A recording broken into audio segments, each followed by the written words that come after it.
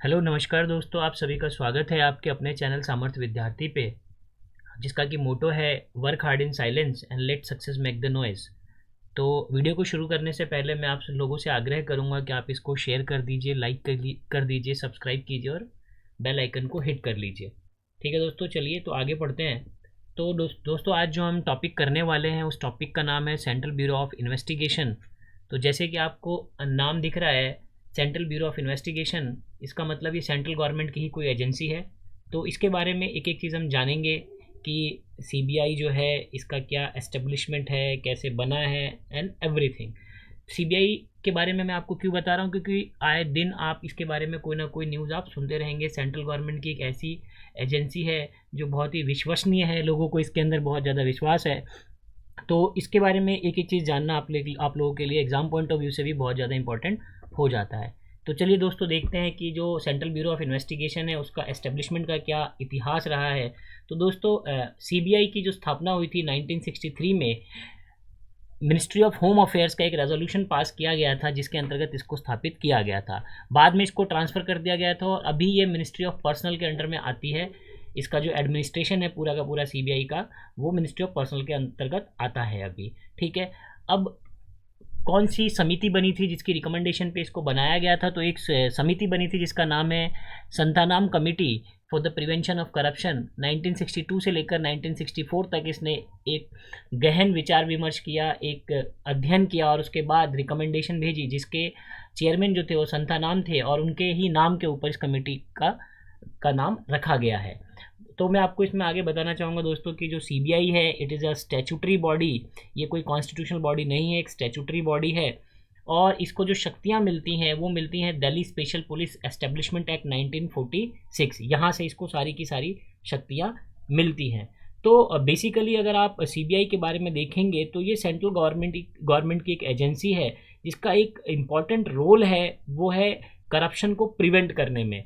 तो सिर्फ करप्शन की जांच नहीं करती, ये प्रिवेंशन भी करता है। ठीक है, करप्शन को प्रिवेंट करने में इसका एक अहम रोल है इसका। इसके साथ साथ जो एडमिनिस्ट्रेशन की इंटीग्रिटी है उसको भी ये बचा के रखती है। ठीक है, तो आप देखेंगे कि ये मेन इन्वेस्टिगेटिव एजेंसी है सेंट्रल गवर्नमेंट की, और इसके साथ साथ सेंट्रल विजिलेंस कमीशन और लोकपाल इसकी भी ये हेल्प करता है।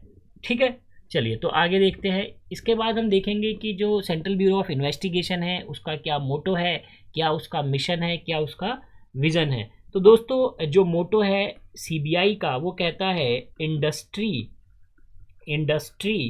Impartiality and integrity. तो ये तीन शब्द हैं जो कि सीबीआई का मोटो को दिखाते हैं कि क्या सीबीआई की का मोटो है। मिशन इसका कहता है कि जो भारत का संविधान है उसको अपहोल्ड करना है और जो लॉ ऑफ द लैंड है उसको मेंटेन करके रखना है। कोई भी अगर केस होता है उसकी इन डेप्थ इन्वेस्टिगेशन करनी है, सक्सेसफुल प्रोसिक्यूशन करना है किसी भी ऑफेंस का, और एक पुलिस फोर्स को एक लीडरशिप प्रोवाइड करनी है। तो एक तरीके से आप देखेंगे एक नोडल एजेंसी की तरह काम ये करता है। जहाँ तक हम विज़न की बात करें सीबीआई की क्या विज़न है, तो अगर आप इसके मोटो को देखें, मिशन को देखें, तो आपको समझ में आएगा कि इसका विज़न भी कुछ इसी प्रकार का है। तो मेन इसका जो विज़न है वो है प्रोफेशनलिज्म लेके आना है। किस चीज़ के अंदर? प्रोफेशनलिज्म। सरकार के जितने भी विभाग हैं वहाँ प्रोफेशनल तरीके से काम हो, ट्रांसपेरेंसी हो, वहाँ पे ट्रांसपेरेंसी के साथ वहाँ पे काम हो।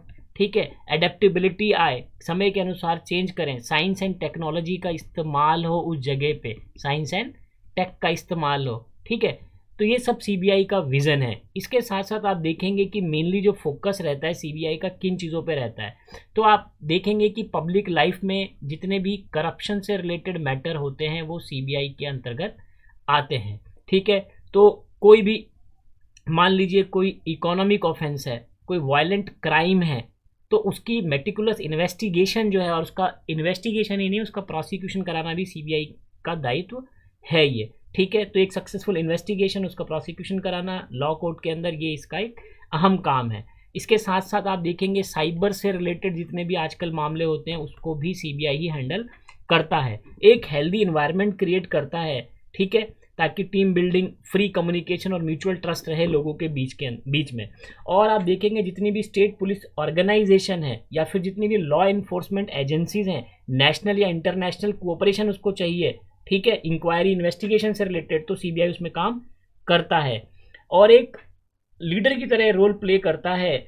नेशनल और ट्रांसनेशनल ऑर्गेनाइज क्राइम जितने भी हैं वहाँ पे ह्यूमन राइट प्रोटेक्शन, इन्वायरमेंट जो है उसको प्रोटेक्ट करना, आर्ट्स, एंटीक्स, हेरिटेज या सिविलाइजेशन से रिलेटेड जितनी भी चीज़ें हैं उनको प्रोटेक्ट करना, एक साइंटिफिक टेम्पर डेवलप करने की बात करता है, ह्यूमनिज्म की बात करता है, एक स्पिरिट ऑफ इंक्वायरी और रिफॉर्म लाने की बात करता है लोगों के अंदर।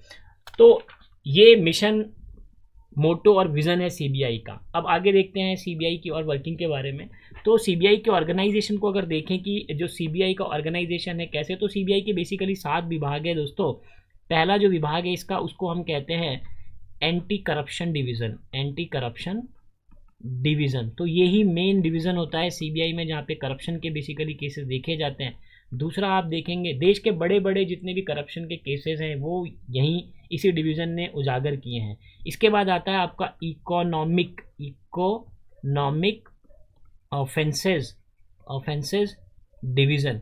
तो इकोनॉमी से रिलेटेड जितने भी मसले होते हैं वो इसके पास जाते हैं। जैसे कि आप देखेंगे बहुत सारे केसेस हैं, नीरव मोदी का केस है, विजय माल्या का केस है, हर्षद मेहता का केस है 1990s के टाइम का, सारा इकोनॉमिक ऑफेंसेस विंग ने देखा। फिर इसमें आता है आपका स्पेशल क्राइम डिवीज़न, ये भी इसी के अंतर्गत आता है। इसके साथ साथ आप देखेंगे, मान लीजिए कोई इंटरनेशनल पुलिस कोऑपरेशन, उसका एक इंटरनेशनल पुलिस कोऑपरेशन का भी एक अपना इनका खुद का डिवीज़न है, ठीक है। इसके साथ साथ आप देखें जो एडमिनिस्ट्रेटिव डिवीज़न है, जो एडमिनिस्ट्रेशन से जुड़े जो मामले हैं उनको वो देखता है, ठीक है। इसके साथ साथ एक डायरेक्टरेट ऑफ प्रोसिक्यूशन है, डायरेक्टोरेट ऑफ प्रोसिक्यूशन की जो भी मामलों की इन्वेस्टिगेशन करता है उसका प्रोसिक्यूशन कराता है, कोर्ट में एविडेंसेस वगैरह प्रस्तुत करता है। और एक इनकी फॉरेंसिक लेबोरेटरी, जिसको सेंट्रल फॉरेंसिक लेबोरेटरी भी कहा जाता है। तो बेसिकली आप देखेंगे 7 डिविजन्स हैं सीबीआई का जो कि बेसिकली ये काम करते हैं, ठीक है। चलिए इसके साथ साथ देखेंगे कि सीबीआई जो है उसकी कंपोजिशन कैसे होती है, किस तरीके से सीबीआई काम करता है। तो सीबीआई में आप देखेंगे एक हायरार्की होती है, उस हायरार्की में सबसे ऊपर जो होता है वो होता है डायरेक्टर होता है। जनरली ये एक आईपीएस रैंक का अधिकारी होता है, काफ़ी सीनियर आईपीएस अधिकारी होता है ये, ठीक है। और इसके नीचे जो होते हैं वो स्पेशल डायरेक्टर या फिर एडिशनल डायरेक्टर होते हैं। डायरेक्टर को असिस्ट कौन करता है, या तो स्पेशल डायरेक्टर या एडिशनल डायरेक्टर, ये भी आईपीएस रैंक के ही अधिकारी होते हैं। ये डायरेक्टर के नीचे काम करते हैं। इनके नीचे और अधिकारी होते हैं जिनको आप जॉइंट सेक्रेटरी के नाम से जानते हैं या जॉइंट डायरेक्टर कह सकते हैं आप, जॉइंट डायरेक्टर के रैंक के होते हैं ये। और जॉइंट डायरेक्टर के नीचे होते हैं डिप्टी इंस्पेक्टर जनरल, जिनको डीआईजी कहते हैं। और इनके नीचे होते हैं सुपरिटेंडेंट ऑफ पुलिस, जिसको एसपी कहा जाता है। बाकी और जो छोटे लेवल के जो पुलिस विभाग में जो कर्मचारी होते हैं उसी तरीके से इसके नीचे काम करते हैं। तो बेसिकली आप जो देखेंगे मेन ऑफिसर्स जो होते हैं वो एसपी और एसपी से ऊपर के रैंक के लोग होते हैं और जनरली आईपीएस ऑफिसर्स ही होते हैं। अगर इन ऑल देखेंगे आप तो लगभग 5000 का स्टाफ है सीबीआई का, इसका मुख्यालय न्यू दिल्ली में है, ठीक है। तो इस तरीके से ये कंपोजिशन है सीबीआई का, इस तरीके से ये काम करता है। तो एक चीज़ में देखने वाली बात यह है कि मैंने जैसे कि आपको बताया था कि सीबीआई की जितनी भी पावर है, Delhi police special establishment act 1946 वहाँ से इसको सारी पावर मिली हुई है, ठीक है। अब जैसा कि आपको पता है 2013 के अंदर एक कानून पास किया गया था, लोकपाल एंड लोकायुक्ता, ये कानून पास किया गया था एक्ट 2013 के अंदर, ठीक है। उसने Delhi special police establishment act 1946 उसमें थोड़ा बहुत चेंजेस किया है, ठीक है। वो चेंजेस क्या किया है कि जो सेंट्रल गवर्नमेंट है अब वो क्या करेगी, जब सीबीआई का जो डायरेक्टर है उसको जब अपॉइंट करेगी तो एक 3 मेंबर की कमेटी होगी। क्या बनेगी, 3 मेंबर कमेटी बनेगी। तो वो 3 मेंबर कमेटी में कौन कौन होगा, तो प्राइम मिनिस्टर होंगे, लीडर ऑफ अपोजिशन होंगे, और तीसरा जो व्यक्ति होगा वो सुप्रीम कोर्ट का चीफ जस्टिस हो सकता है या फिर उनके द्वारा नॉमिनेट किया हुआ कोई दूसरा जज हो सकता है, ठीक है। इसी तरीके से मैंने आपको बताया कि वहाँ पे एक विभाग है जिसका नाम है डायरेक्ट प्रोसिक्यूशन डिवीज़न, तो उसका जो डायरेक्टरेट ऑफ प्रोसिक्यूशन जो हेड करता है वो डायरेक्टर लेवल का एक बंदा करता है, ठीक है। तो वो क्या करता है कि लोकपाल और लोकायुक्ता एक्ट 2013 के अंतर्गत जितने भी मामले आते हैं उन सबको वो इन्वेस्टिगेट करता है। तो जो डायरेक्टर ऑफ प्रोसिक्यूशन है वो एक कोई भी अधिकारी हो गया, आईपीएस रैंक का अधिकारी होता है, जॉइंट सेक्रेटरी लेवल का होता है खासकर वो, ठीक है, गवर्नमेंट ऑफ इंडिया का। तो अब क्या होता है, वो काम तो करता है, जो सीबीआई का डायरेक्टर है उसके अंडर में काम करता है, ठीक है। इसको अपॉइंट कौन करता है, अपॉइंट करती है इसको सेंट्रल विजिलेंस कमीशन करती है, ठीक है। सेंट्रल गवर्नमेंट करती है, रिकमेंडेशन उसके लिए सेंट्रल विजिलेंस कमीशन भेजती है। उसका जो कार्यकाल रहता है वो रहता है 2 साल का, ठीक है। तो लोकायुक्ता और लोकपाल की लोकायुक्ता के जितने भी मामले होते हैं वो सब यही इन्वेस्टिगेट करता है, ठीक है। चलिए, इसके साथ साथ आप देखेंगे कि सीबीआई जो है उसकी फंक्शनिंग को लेके आते हैं कि फंक्शन क्या करता है। तो मैंने आपको अभी पीछे भी बताया था, बेसिकली काम क्या है इसका, कि करप्शन से रिलेटेड अगर कोई मैटर है, ब्राइबरी से रिलेटेड मैटर है, सेंट्रल गवर्नमेंट का कोई भी एम्प्लॉई है जो करप्शन कर रहा है, ब्राइबरी कर रहा है, मिसकंडक्ट कर रहा है, वो सारे मैटर ये देखेगा। इसके साथ साथ आप देखेंगे कि कोई केस है जिसमें मान लीजिए कि फिजिकल या इकोनॉमिक ऑफेंस किया गया है, तो उसकी जो पूरी की पूरी इन्वेस्टिगेशन जो है वो सीबीआई करेगी, ठीक है। मान लीजिए और कोई लॉ है, इंपोर्ट एक्सपोर्ट से रिलेटेड, कस्टम से रिलेटेड, सेंट्रल एक्साइज से रिलेटेड, इनकम टैक्स से रिलेटेड, कोई फॉरेन एक्सचेंज किया गया, वहाँ पे घपलेबाजी की गई है, तो ये देखता है। परंतु होता क्या है कि इसके लिए खुद इनकी सेपरेट इन्वेस्टिगेटिव एजेंसीज बनी हुई हैं। इनकम टैक्स है, कस्टम डिपार्टमेंट है, सेंट्रल एक्साइज डिपार्टमेंट है, ईडी है। तो ये होता क्या है कि जब वो जो रिस्पेक्टिव डिपार्टमेंट है इनसे सहायता मांगते हैं तब ये इन्वेस्टिगेट करते हैं। और या फिर मान लीजिए कोई सीरियस क्राइम हो गया है जिसमें नेशनल या इंटरनेशनल रेमिफिकेशन है, या कोई ऑर्गेनाइज गैंग या प्रोफेशनल क्रिमिनल काम कर रहा है, तो भी ये काम करते हैं। फिर क्या होता है, डिफरेंट स्टेट की जो एंटी करप्शन यूनिट है उनके साथ भी ये कोऑर्डिनेट करते हैं। स्टेट गवर्नमेंट अगर रिक्वेस्ट करे तो स्टेट गवर्नमेंट के रिक्वेस्ट पे भी ये केसेस को इन्वेस्टिगेट करते हैं, ठीक है।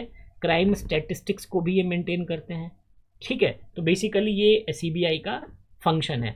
तो इसमें एक चीज़ क्या होता है दोस्तों कि एक प्रोविज़न इसमें ऐड किया गया, जो Delhi police special establishment act है उसके अंदर एक प्रोविज़न ऐड किया गया कि अगर कोई जॉइंट सेक्रेटरी लेवल का अगर कोई ऑफिसर है या उससे ऊपर का कोई ऑफिसर है, कोई ब्यूरोक्रेट है, बेसिकली आईएएस ऑफिसर ही हो गया, अगर उसका आपको इन्वेस्टिगेशन करना है तो उसके लिए सेंट्रल गवर्नमेंट से पहले आपको रिकमेंडेशन लेनी पड़ेगी। सीबीआई को ये बात बोली, सुप्रीम कोर्ट में ये मामला गया तो सुप्रीम कोर्ट ने इस प्रोविज़न को स्ट्रक कर दिया गया है, ठीक है। जो सेक्शन 6A है उसको स्ट्रक कर दिया गया है, जहाँ पे ये कहा गया था कि सेंट्रल गवर्नमेंट से परमिशन लेनी पड़ेगी। और सुप्रीम कोर्ट ने क्या बोला, क्योंकि जो आर्टिकल 14 जो है उसका ये वायलेशन करता है, राइट टू इक्वालिटी का वायलेशन करता है, इसलिए इसको हटा दिया गया है। सुप्रीम कोर्ट ने ये ऑर्डर दिया है, ठीक है। तो ये था बेसिकली दोस्तों सेंट्रल ब्यूरो ऑफ इन्वेस्टिगेशन के बारे में सब कुछ। आई होप आपको सब कुछ समझ में आया हो। अगर आपको वीडियो अच्छी लगी है तो आप इसको लाइक कर दीजिए, शेयर कर दीजिए, सब्सक्राइब कर दीजिए और बेल आइकन हिट करना ना भूलिए। धन्यवाद।